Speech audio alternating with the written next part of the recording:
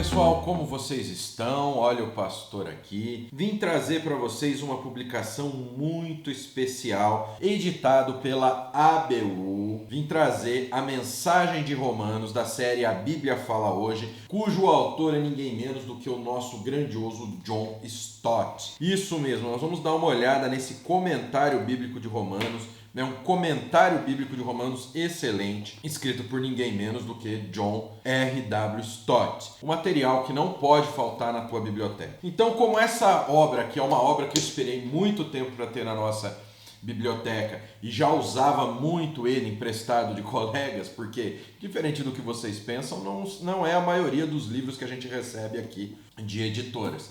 Agora nós temos o nosso, então vamos lá, só mostrando essa maravilha, lendo trechos dele para você, que a gente vai conseguir transmitir para você o que esta maravilha é capaz. Vamos lá. Bom, pessoal, aqui tá a Bíblia Fala Hoje, da editora ABU, a mensagem de Romanos, de ninguém menos do que John Stott. Esse comentário bíblico, pessoal, eu queria há muito tempo mesmo para a Biblioteca do Nascido. A Bíblia Fala Hoje, editores da série J.A. Montier, no Antigo Testamento, e John R.W. Stott, no Novo Testamento. A mensagem de Romanos. Então aqui, ó, outros livros da série. Nós temos a mensagem de Ruth, David Atkinson, a mensagem de Eclesiastes, a mensagem de Daniel, a mensagem de Oséias, a mensagem de Amós. Aí a gente vem a mensagem de Atos, do Stott, a mensagem de Gálatas, também do Stott, Efésios, do Stott, a mensagem de 1 Timóteo e Tito, John Stott, a mensagem de 2 Timóteo do John Stott, Apocalipse, Michael Wilcock, a mensagem do Sermão do Monte do John Stott, a mensagem da missão do Howard Pesquet e do Vinod Ramachandra. Pastor, por que o Stott não tem a Bíblia inteira? Porque muitas vezes o autor ele prefere escrever apenas uma obra da área que ele domina totalmente, da área na qual ele é mais proeminente, né? Da área que ele escolhe o que ele escreve dos comentários, tá bom? É normal você ter coleções de comentários bíblicos com vários autores. É que a gente está acostumado, né? Comentário bíblico Matthew Henry, comentário bíblico Wiersbe. Mas o Matthew Henry, por exemplo, foi escrito em sua maioria por Matthew Henry, só que a gente sabe que algumas partes dele foram dos discípulos do Matthew Henry. Então aqui, ó, a Bíblia Fala Hoje, a mensagem de Romanos, John Stott. Aqui o índice, ó, prefácio geral, prefácio do autor, principais abreviaturas, uma diagramação bem conservadora, entendeu, pessoal? Vocês não vão ver grandes saltos em termos de diagramação, uma fonte bem tranquila, ensaio preliminar, a influência da carta, novos desafios para antigas tradições, por que Paulo escreveu a carta, um breve panorama de Romanos. Aí vem introdução, Evangelho de Deus, o anseio de Paulo por compartilhar, de 1 a 1:17. Então a gente tem as divisões. Então, prefácio geral, a Bíblia Fala Hoje. A Bíblia Fala Hoje é o título de uma série de exposições, tanto do Antigo como do Novo Testamento, que se caracterizam por um ideal tríplice: apresentar o texto bíblico com precisão, relacioná-lo com a vida de hoje e proporcionar uma leitura agradável. Assim, esses livros não são comentários, pois o objetivo de um comentário é muito mais elucidar o texto do que aplicá-lo, tendendo a ser mais uma obra de referência do que de literatura. E, por outro lado, eles não contêm aquele tipo de sermão que tenta ser contemporâneo e agradar o leitor, sem, contudo, preocupar-se em levar as escrituras suficientemente a sério. É um comentário bíblico, pessoal, embora não seja um comentário bíblico exegético, aquela coisa bem técnica. Não, prefácio do autor. Mais um comentário de Romanos, ouvi meu amigo resmungar. Havia em sua voz e em seus olhos um quê de sofrimento, e eu entendi muito bem o que ele estava sentindo. Afinal, já existe tanta literatura em torno de Romanos que ninguém aguenta mais. Eu mesmo já li uns 30 comentários, para não mencionar inúmeras outras obras que têm algo a ver com Paulo e Romanos. E ainda existem muitos outros que eu não tive tempo de estudar. Não seria, portanto, uma insensatez, impertinência, até acrescentar ainda mais um livro a essa enorme biblioteca? Seria assim se não fossem 3 marcas que caracterizam a série A Bíblia Fala Hoje. Estas, se tomadas em conjunto, talvez possam justificar o que eu estou fazendo aqui. Primeiro, os autores dessa série, à semelhança de todos os outros comentaristas, têm um compromisso muito sério com o estudo do texto em sua própria integridade. Reconheço ser impossível uma abordagem livre de pressupostos, e a tendência é que todos os comentaristas sejam ou luteranos ou reformados protestantes, ou católicos, liberais ou conservadores. Mesmo assim, eu sei muito bem que a primeira responsabilidade que me cabe é buscar um encontro totalmente novo com o verdadeiro Paulo. Karl Barth, no prefácio que fez a primeira edição de sua famosa obra Römerbrief, de 1918, chama isso de fidelidade suprema a Paulo, ou seja, deixar que o apóstolo diga o que ele de fato diz e não forçá-lo a dizer que nós gostaríamos que ele dissesse. Vamos abrir um parênteses aqui. Pessoal, vocês sabem que eu sou um maníaco por contexto, né? Eu sempre quero torcer vocês para que vocês possam sempre ler o texto bíblico como um bloco. E aqui a gente vê o quê? O exemplo do que Karl Barth colocou, deixar Paulo e Romanos falar aquilo que realmente ele quer dizer. Em uma época hoje que se pega versículo, se torce versículo para tentar validar aquilo que não é. Por causa dessa mania de torcer versículo fora de contexto, é que nasce toalhinha ungida, que nasce Arca da Aliança em igreja cristã. Então nós temos que tomar um cuidado muito grande. Vamos mudar um pouquinho isso. Vamos deixar a fidelidade suprema à Bíblia, aos autores da Bíblia. Vamos deixar que eles digam aquilo que está escrito na obra e não a forçar eles a dizer aquilo que nós gostaríamos que estivesse escrito. Esse princípio levou-me forçosamente a escutar com todo o respeito aqueles estudiosos que nos apresentam uma nova perspectiva a respeito de Paulo, especialmente os professores Kristen Stendhal, E.P. Sanders e J.D.G. Dunn. Convém levar a sério o que eles dizem quando reclamam que tanto Paulo quanto o judaísmo palestino têm sido muito mal compreendidos, se bem que eu tenha notado que o mais recente dos comentaristas, o jesuíta americano Joseph Fitzmyer, cuja obra surgiu em 1993 e foi aclamada pelos críticos como magistral e monumental, ignora quase que completamente esse debate. O máximo que eu consegui fazer foi esboçar uma breve avaliação sobre o assunto em meu ensaio preliminar. Principais abreviaturas: ensaio preliminar, a influência da carta, muitos desafios para antigas tradições. Ele cita bastante Barth nessa obra, tá? Eu já percebi isso. Por que Paulo escreveu a carta? Ou seja, nós temos uma introdução do livro que é muito interessante. Um breve panorama de Romanos, plano de Deus, a graça de Deus, o plano de Deus, a vontade de Deus. Introdução, o evangelho de Deus e o anseio de Paulo por compartilhá-lo. Romanos 1, de 1 a 17. Paulo inicia sua carta com um toque bem pessoal. Os pronomes pessoais e possessivos eu, mim, meu ocorrem, seja de forma implícita ou explicitamente, mais de 20 vezes nos versículos de abertura. Desde o início é evidente o seu profundo desejo de estabelecer uma relação pessoal com seus leitores. A introdução está dividida em 3 partes, que eu chamarei de Paulo e o Evangelho, 1 a 6, Paulo aos Romanos, 7 a 13, Paulo e a Evangelização, 14 a 17. 1 a 6, separado por trecho, Paulo e o Evangelho. A origem do Evangelho é Deus, a autenticidade do Evangelho é atestada nas Escrituras, a essência do Evangelho é Jesus Cristo, o Evangelho se destina a todas as nações, o propósito do Evangelho é a obediência pela fé, o alvo do Evangelho é honrar o nome de Cristo. 1, 7 a 13. Segundo Paulo e os Romanos. Depois de apresentar-se, incluindo nessa apresentação seu apostolado e seu evangelho, Paulo dirige-se aos seus leitores, a todos que em Roma são amados de Deus e chamados para serem santos.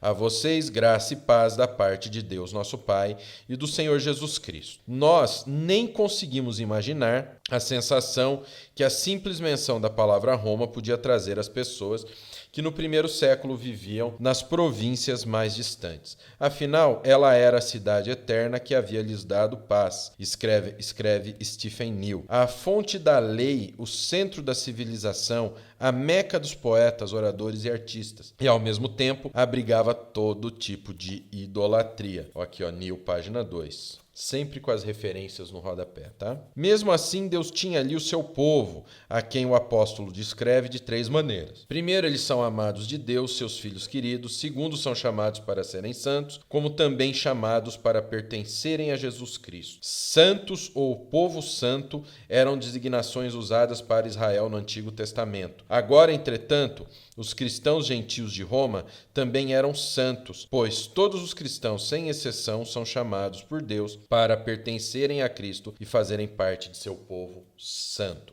Vamos dar uma olhada, pessoal, no tamanho da letra, que é a nossa tampinha de caneta vermelha. Vamos dar uma olhada. O N maiúsculo, 3 milímetros, o N minúsculo, 1,5 milímetro. Ou seja, é um tamanho de letra, até pelo corpo dela, que é uma letra condensada, muito gostoso de ler. Paulo dá graças a Deus por todos eles, Paulo ora por eles. Todo esse começo foi apenas Romanos 1. Romanos 2, 1, 16, críticos e moralistas. O juízo de Deus é inevitável. Judeus presunçosos, 2, 17, 3, 9 a 20. A base da nossa justificação, Cristo e a sua cruz. Se Deus justifica gratuitamente os pecadores por sua graça, por que ele faz isso? Baseado em quê? Como é que esse Deus justo pode declarar justo o injusto sem comprometer sua própria justiça, nem condescender à justiça desse? Essa é a nossa pergunta. A resposta de Deus é a cruz. Não existe em Romanos expressão mais surpreendente do que a afirmação de que Deus justifica o ímpio, 4, 5. Embora ela só apareça no capítulo seguinte, no entanto, será de grande ajuda aqui para ajudar-nos a acompanhar a argumentação de Paulo. Romanos 7, uma defesa da lei, uma experiência passada. É uma encadernação de capa simples, pessoal, não é capa dura, então ele se torna um pouco cansativo para manter aberto. Então, se você tiver numa mesa com vários comentários, se prepara para ter marcador para marcar a página, porque ele fecha mesmo. A identidade do eu, 7, 1 a 25. 8, de 1 a 39. O Espírito de Deus nos filhos de Deus. Romanos 8 é, sem dúvida alguma, um dos mais conhecidos e mais apreciados capítulos da Bíblia. Se em Romanos 7, Paulo dedicou-se ao papel da lei, nesse capítulo 8, sua preocupação com a obra do Espírito. No capítulo 7, a lei e seus sinônimos foram mencionados, umas 31 vezes, mas o Espírito Santo apenas uma vez. Já nos primeiros 27 versículos do capítulo 8, há 19 referências a ele, citando-o pelo nome. O contraste essencial que Paulo apresenta aqui é entre a fragilidade da lei e o poder do Espírito, ao pecado que habita em nós